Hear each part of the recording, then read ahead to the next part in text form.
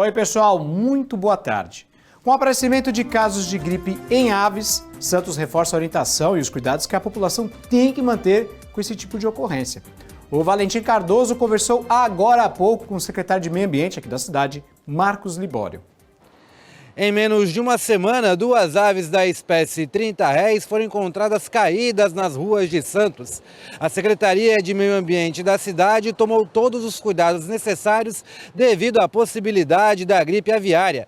Quem vai falar um pouquinho com a gente é o próprio secretário de Meio Ambiente, Marcos Libório. Boa tarde, secretário. Quais as medidas que a Secretaria está tomando?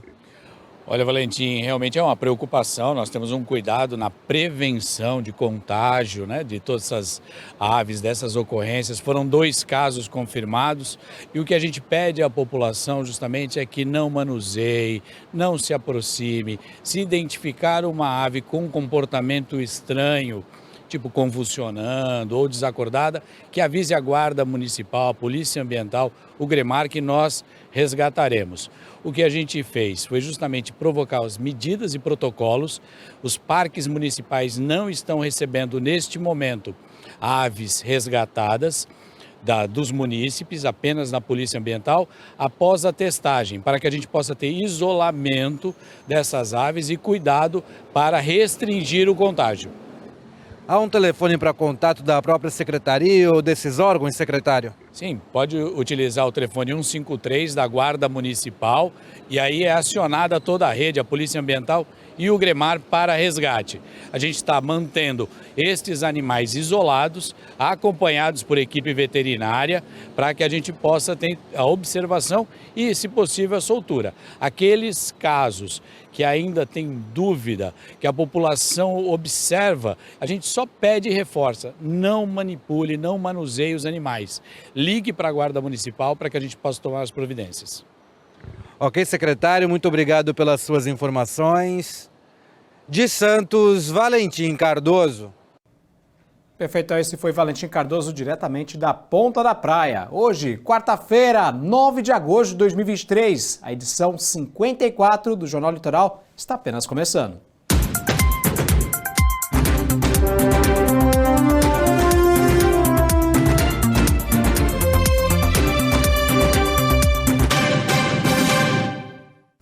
E como mostramos ontem, o tempo mudou aqui no litoral. A frente fria trouxe chuva, vento e uma leve queda nas temperaturas e o mar ficou agitado.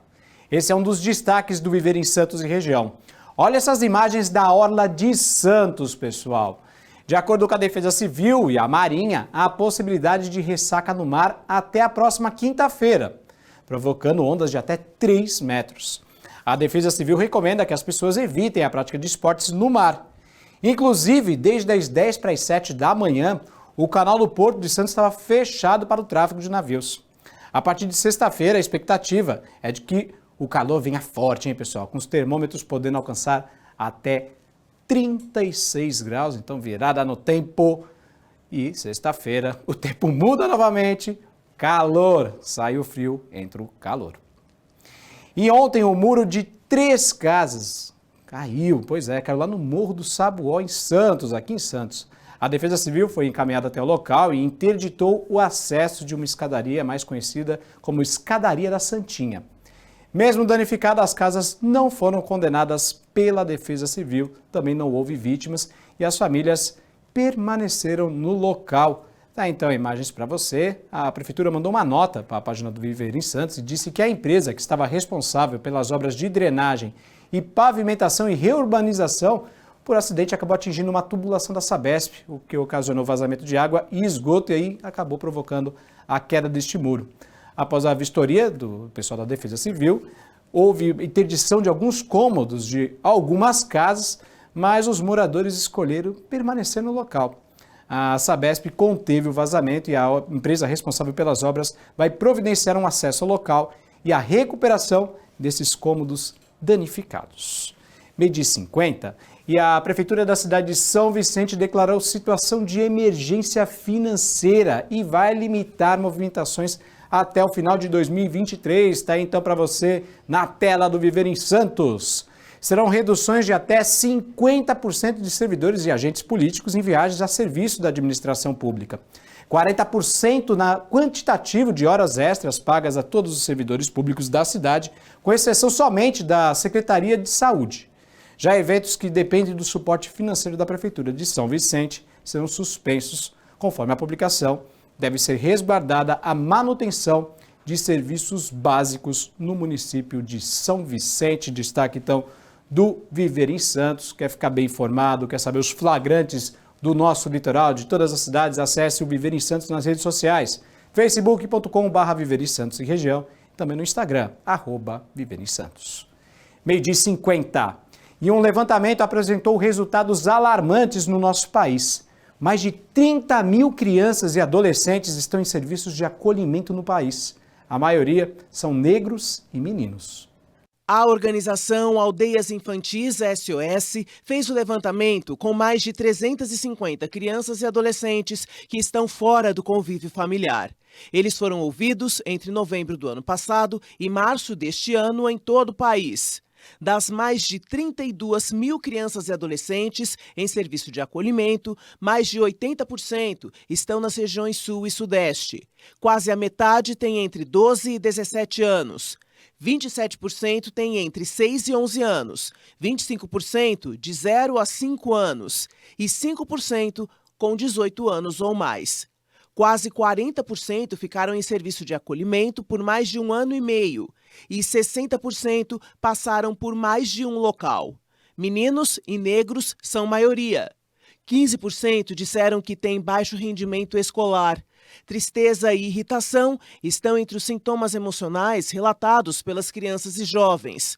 A pesquisa mostrou que muitas crianças e jovens querem retomar o contato com as famílias ou voltar a morar com eles. O relatório indica a necessidade de políticas públicas, tanto para melhorar o serviço de acolhimento, quanto para dar assistência às famílias. 12h52, está na hora do nosso quadro Visão Estratégica Finanças.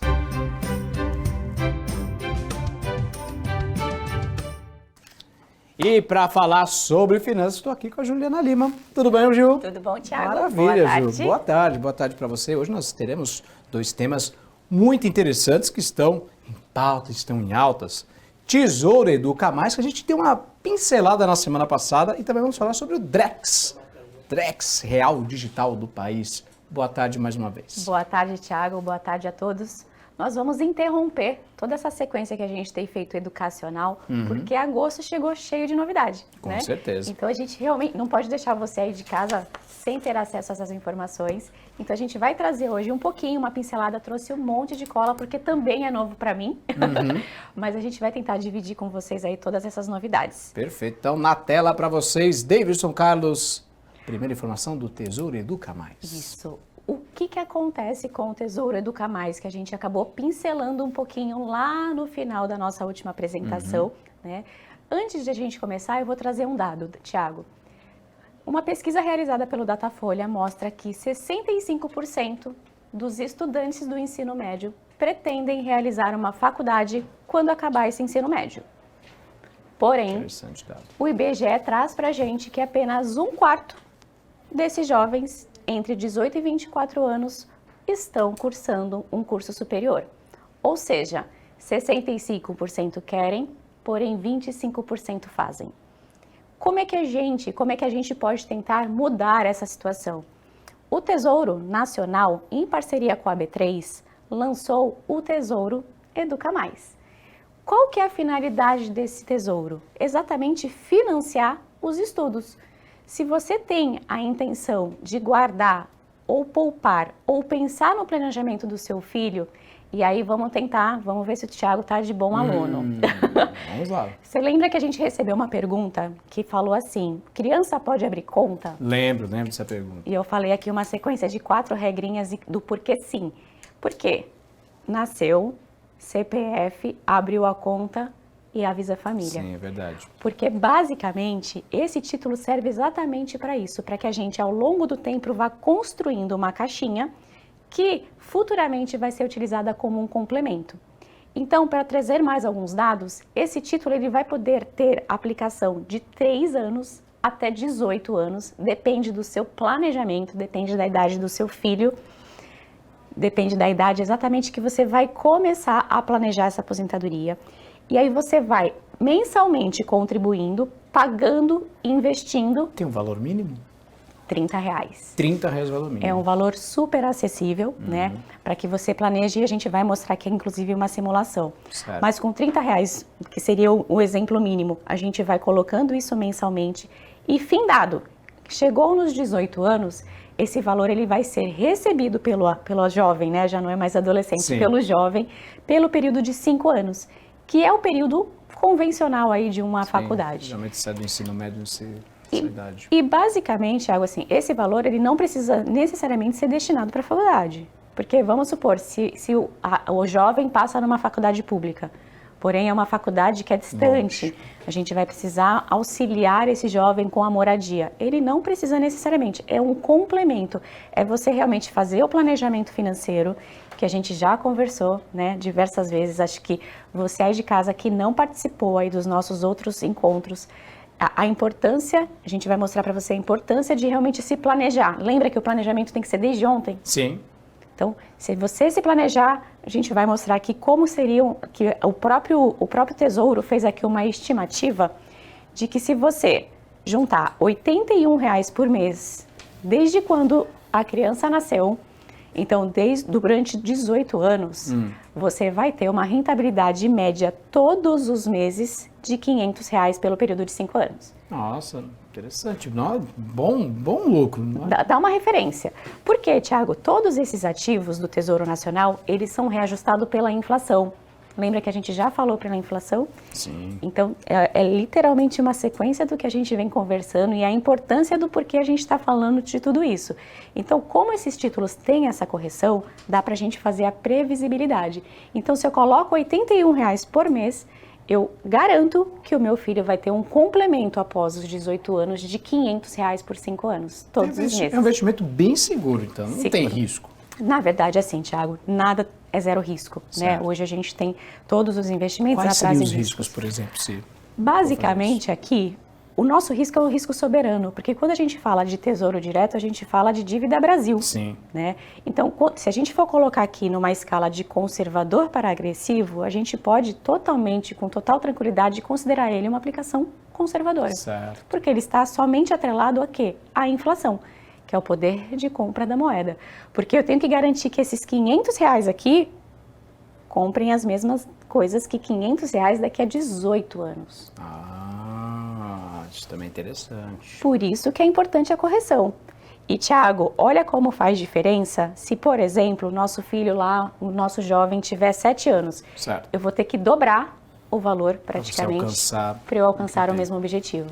E aqui eu vou ser chata, porque a gente reitera a importância de você realmente planejar. Né? Você fizer todo esse planejamento, fazer a selfie da vida financeira, vai fazer com que você tenha de forma muito mais suave, né? 81 não é muito melhor do que 164? Não. Então, gente, a regrinha nasceu, tirou o CPF, abriu a conta e avisa a família para começar a investir. Então, esse é um título de fácil acesso que a gente vai ter aí disponível e você, para acessá-lo, você pode fazer isso direto pelo site do Tesouro Nacional ou em qualquer corretora. Tesouro Educa Mais. Muito bacana, legal. Vamos falar do Drex? Vamos! O que é o Drex? Novidade, né? O Drex nasceu, na verdade já é um projeto, e ele foi lançado nessa última segunda-feira, no dia 7. Então ele é super novo. E aí, qual que é a visão do Banco Central, que foi quem criou o Drex? Ele diz que esse nome, cada letrinha representa uma ferramenta desse ativo. Tá? Dessa ferramenta que a gente vai ter. Então, vamos lá. O D significa o digital. Certo. O R, o real. O E, eletrônica. E o X é a modernidade, é a conexão. E, inclusive, é uma analogia, inclusive, ao Pix, que é um sistema de transferência instantânea que foi criado em 2020. Isso. 2020, Thiago. Parece que tem pessoas que nem sabem a existência. Tem gente que nem usa ainda, né? Mas... E tem gente que nem imagina como seria a vida sem o Pix. É verdade. Né? A gente acaba tendo os dois extremos. E por que essa analogia ao Pix? Porque basicamente, Thiago, ele vai fazer parte da mesma família. Porque ele vai ser o Pix dos serviços financeiros. Tá? Então, esse X aí não é por acaso. Ele realmente, eu posso dizer que ele vai ser um primo do Pix. Então, e o que o Pix trouxe pra gente? Agilidade, facilidade, todo mundo, inclusive, esses dias eu estava andando na rua, né, em São Paulo, o pessoal queria fazer uma venda, eu falei, não tenho dinheiro. Você pode fazer um Pix. Então, trouxe facilidade para todo mundo, trouxe acesso para todos e a intenção do Drex é exatamente essa mesma situação, só que voltado para o sistema de serviços financeiros. Sistema de serviços financeiros. Então, o que seria transferências bancárias? Como seria assim no dia a dia, no cotidiano?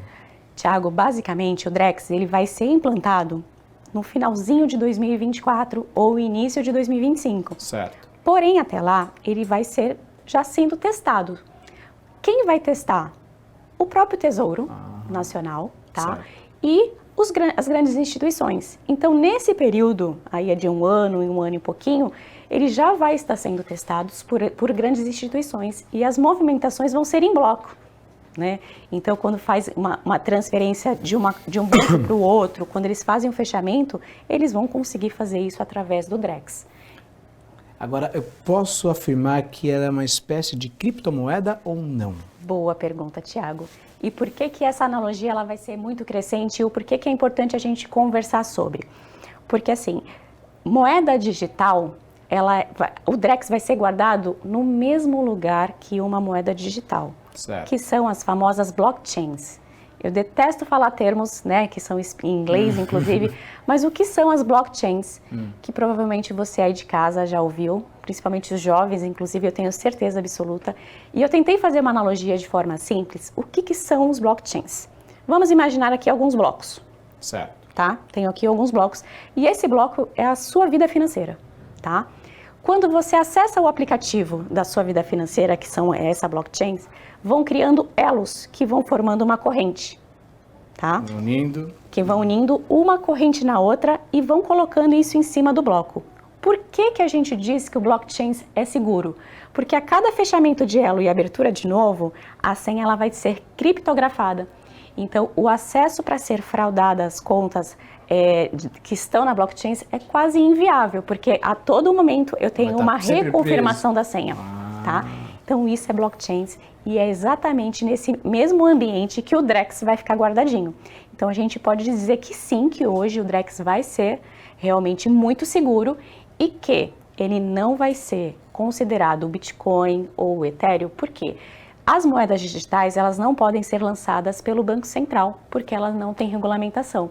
Então, se o Drex ele é lançado por uma instituição financeira, né, por uma instituição nacional, ele não vai ser considerado nunca uma moeda digital como essas que a gente vê aí sendo faladas o tempo todo. Então, temos uma grande diferença. Temos, bastante. Perfeito. Juliana Lima, muito obrigado pelas suas informações hoje no Jornal Litoral. Obrigada, Thiago. Semana que vem, estaremos aqui novamente. A gente volta aí finanças. com a continuidade do assunto que a gente parou. Perfeito, tá bom? Maravilha, obrigado, viu? A participação da Juliana Lima, daqui a pouquinho, disponível no nosso canal no YouTube. Acesse youtube.com/Jornal Litoral. 13h03. E os entregadores são os profissionais mais infelizes com o trabalho. Essa é a conclusão de pesquisa da Universidade Americana de Harvard, feita ao longo de 85 anos. Confira. O estudo começou em 1938 e já acompanhou mais de 700 profissionais ao redor do mundo. A pergunta a ser respondida é: será que as pessoas estão satisfeitas com o trabalho delas? Infelizmente não, porque com essa briga que está tendo aí sobre o piso salarial, muitas coisas se modificaram, então o nosso salário está bem inferior à nossa carga horária. É bem corrido. Bem corrido. O horário a gente entra, mas não tem horário de sair, isso que é mais puxado. A demora do trem, demora do metrô, o ônibus sempre muito cheio, o trânsito, isso atrapalha bastante. O salário poderia melhorar, né? Não só no meu, como em várias profissões. A partir das respostas, os pesquisadores conseguiram mapear as profissões nas quais os empregados se dizem mais infelizes. A campeã é a de entregador, seguida por motoristas de caminhão, guardas de segurança, trabalhadores noturnos e remotos e empregados de atendimento ao cliente e do comércio varejista. Profissões diferentes, mas que têm algo em comum: a solidão. ter contatos sociais bons, ter uma rede de apoio, é extremamente saudável para a nossa sanidade mental. Agora, por outro lado, existem pessoas que também trabalham com outras pessoas e se sentem sozinhas. Por quê? Porque às vezes não tem um gestor ou um líder que promova esse ambiente gostoso. Então, mais do que tudo, eu acho que é o ambiente de trabalho e você poder lidar e se expressar. E ainda há mais agravantes: os fatores de segurança e estabilidade. No caso dos entregadores de aplicativos, por exemplo, não há vínculo empregatício e a maioria dos salários são pagos por entrega, o que exige rapidez e acaba colocando a vida desses trabalhadores em risco. É muito difícil falar de felicidade, né, para aquelas pessoas que têm que exercer um trabalho sujo, penoso, perigoso, né? Que está muito presente no nosso tempo. Você tem esses trabalhos que sejam trabalhos extremamente penosos e que as pessoas fazem porque não tem outra alternativa. Por isso, especialistas apontam que a satisfação profissional vai além de fazer uma atividade da qual se goste. Passa também por direitos trabalhistas, salários justos e compartilhamento de experiências.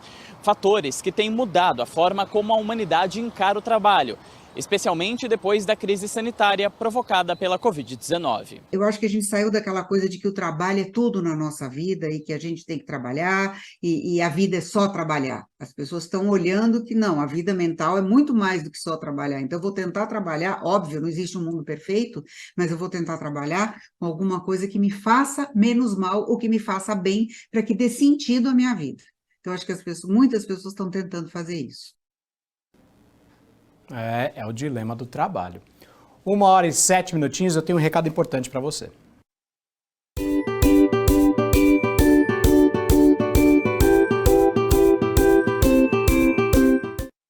Fica a dica Poupa Med. São 5 dicas para quem tem crises de dores de cabeça. Dica número 1. Beba bastante água durante o dia. A desidratação pode ser uma causa comum de dores de cabeça. Mantenha-se bem hidratado. Dica 2. Cuidado com a privação de sono. Tente manter um horário regular de sono e crie um ambiente adequado para uma boa noite de descanso. Dica número 3. Evite fatores desencadeantes. Identifique quais fatores causam suas dores de cabeça e tente evitá-los. Pode incluir luzes brilhantes, odores fortes, ruídos altos, entre outros. Dica número 4.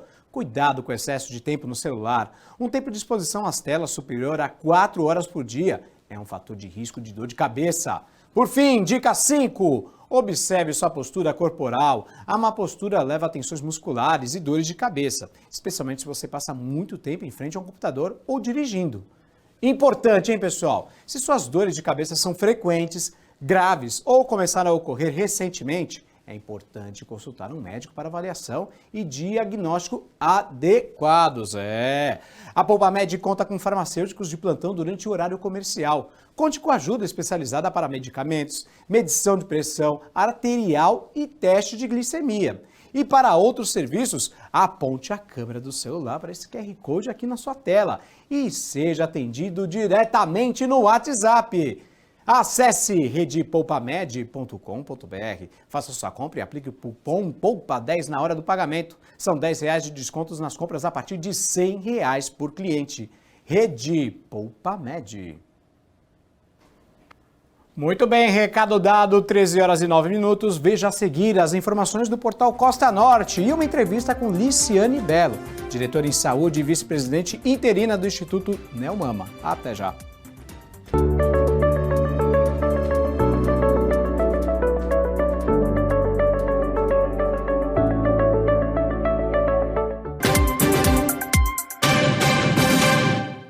Treze horas e 12 minutos, de volta com o Jornal Litoral ao vivo para você e com informações do portal Costa Norte. Então vou pedir para mostrar para vocês um vídeo de depredação de agências bancárias no Litoral Norte. Está aí então na tela para vocês. Agências do Banco do Brasil, da Caixa Econômica Federal são depredadas em Bertioga. Em nota enviada à reportagem do portal, o Banco do Brasil informou que a agência de Bertioga está funcionando de maneira parcial devido aos incidentes ocorridos durante o final de semana. O Banco do Brasil também confirmou os atos de vandalismo e esclareceu que está empenhado em restabelecer o atendimento completo o mais breve possível.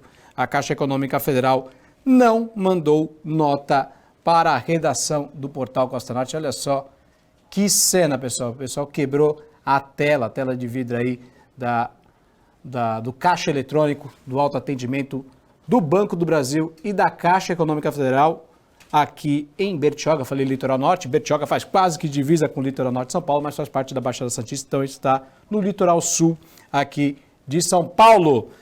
Temos outro destaque do portal Costa Norte.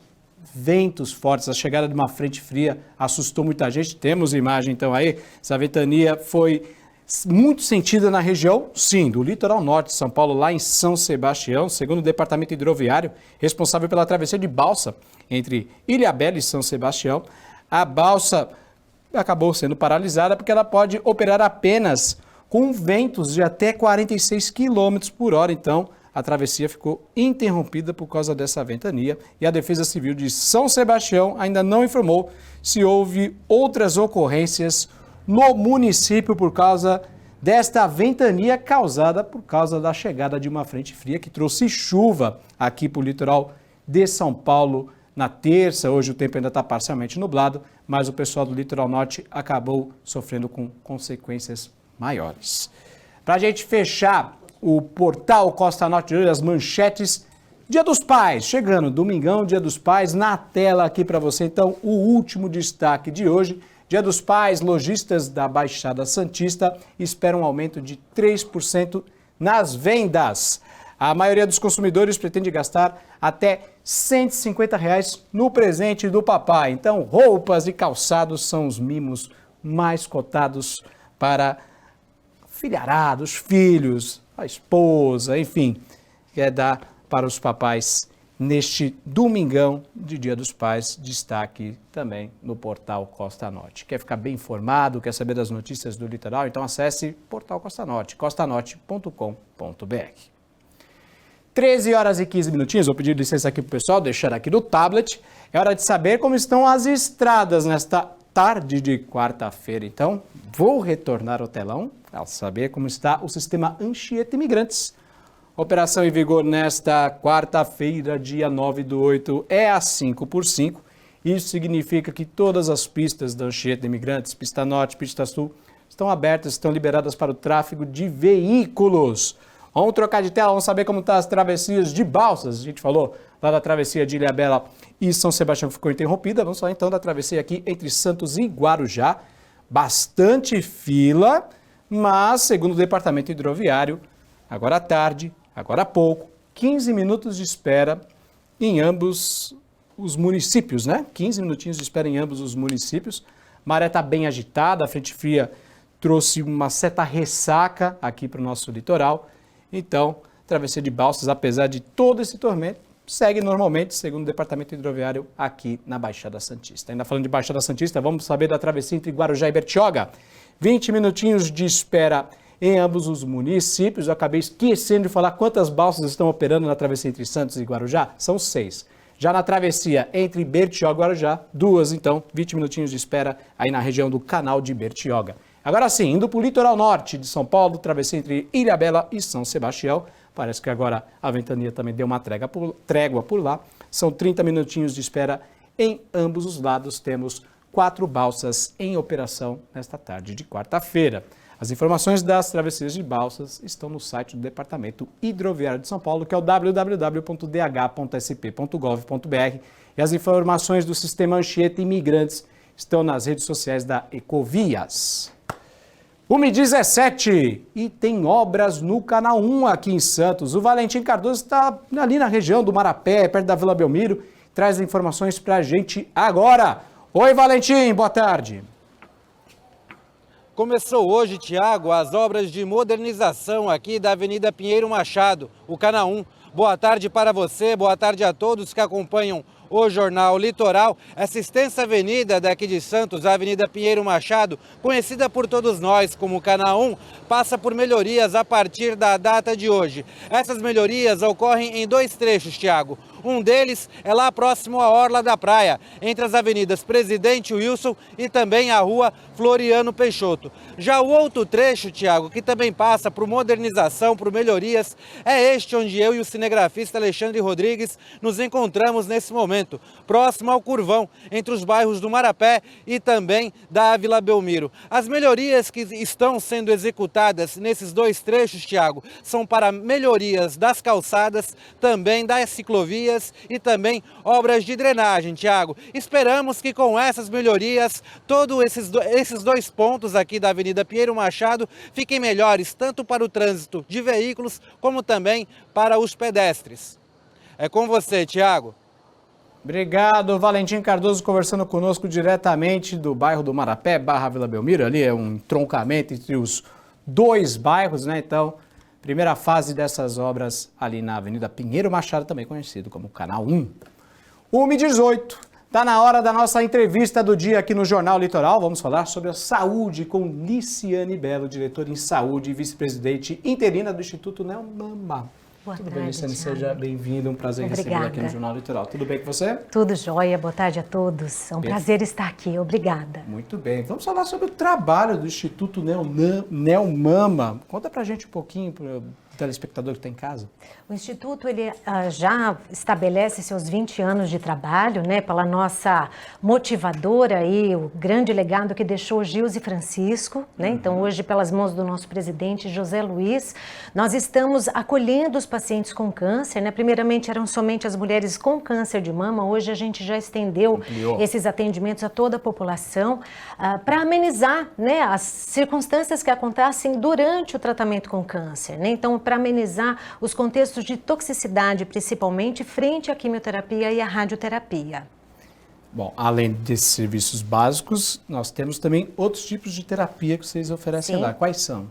Nós temos a parte nutricional, nós temos a parte do reiki, né, para ajudar, o reiki livre energético. Reiki também? Sim. Olha que bacana. Mas, sem dúvida, a nossa iniciativa, juntamente com a laser terapia, vem trazendo uma outra qualidade de vida a todos os pacientes que nos procuram. Laser terapia? Sim, a terapia laser já é bem fundamentada pela ciência, né? Inclusive, eu, como mestre em lasers, trouxe esse projeto para o Instituto exatamente porque a gente consegue recuperar os tecidos de uma forma mais rápida, né? Então, aquelas pacientes que acabam desenvolvendo, ou os pacientes, né, que no caso acabam desenvolvendo feridas na boca, que tenham queimaduras, tanto química quanto radioterápica, ou que ainda tenham sequelas pós-tratamento com câncer, podem ser assistenciados para ajudar o tecido a voltar à sua função original, né? Então, pacientes que acabam desenvolvendo as neuropatias, né, ou ainda contextos sindromáticos, como a boca mais seca,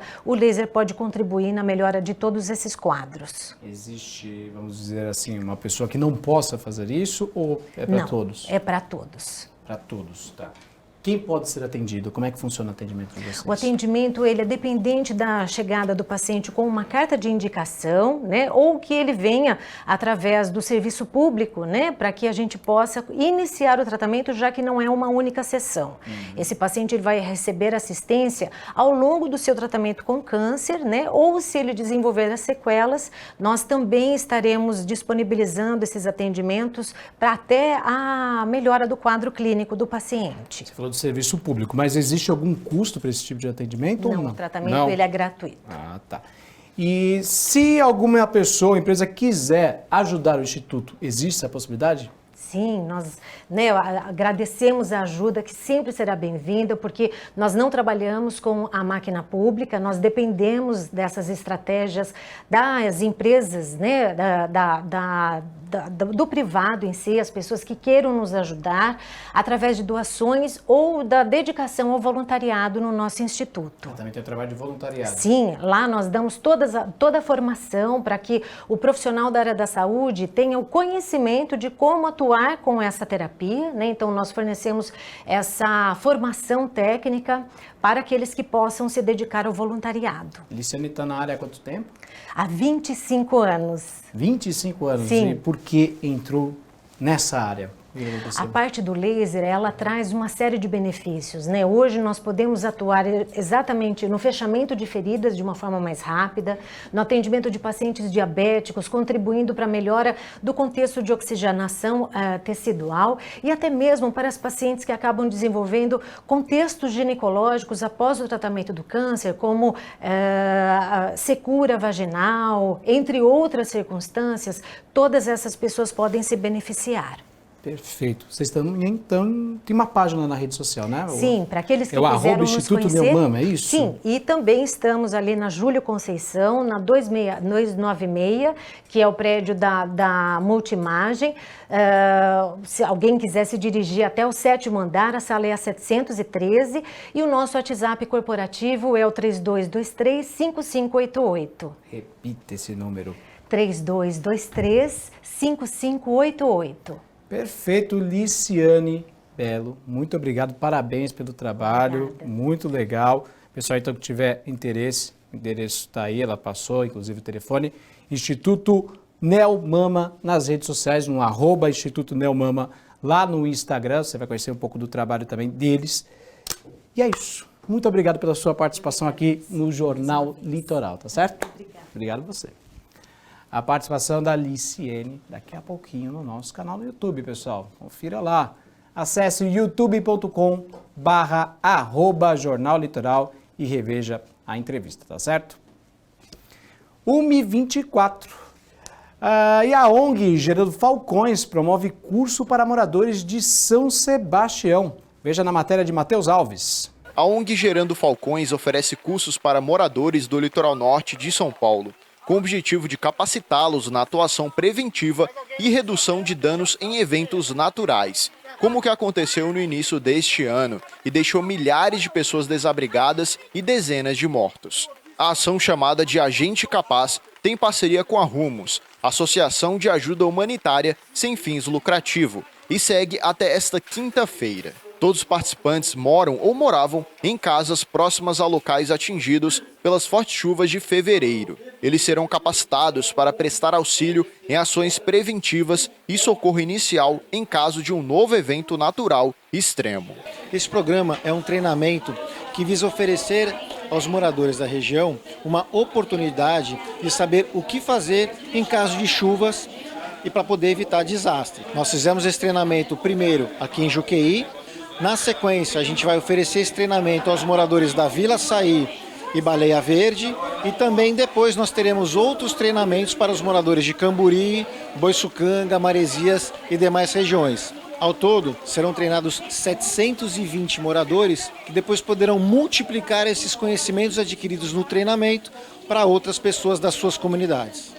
Essa é uma parceria entre a Rumos e Gerando Falcões que visa capacitar a comunidade, principalmente aqueles que vivem em áreas de risco, para que eles saibam o que fazer diante de um evento como fortes chuvas que acometem, né, São Sebastião, principalmente na época de verão.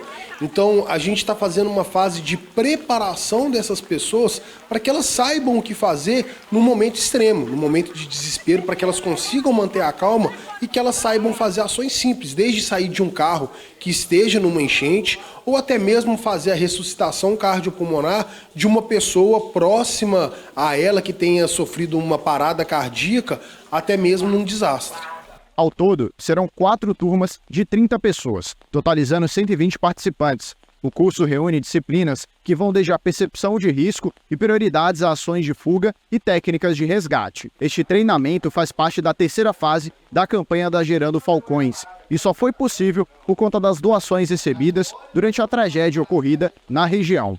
O curso, na verdade, eu sempre tive vontade, né, de ter esse conhecimento básico do primeiros socorros. E é muito bom, né? Tá sendo muito bom, aprendizagem assim, excelente. A equipe do pessoal aqui é muito top. Você ter aquela noção básica do que fazer, porque é desesperador, né? Na hora assim, é uma loucura, ninguém sabe e você tem que estar apto àquilo. É muito bom, assim, o passo a passo não tem como errar.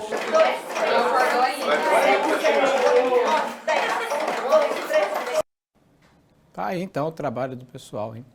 1h27, veja a seguir os gols. Não teve gols do Corinthians. O Corinthians avançou, na verdade, na Copa Sul-Americana, empatou. E os dados de uma pesquisa que mostram a saúde mental do brasileiro. Voltamos já já.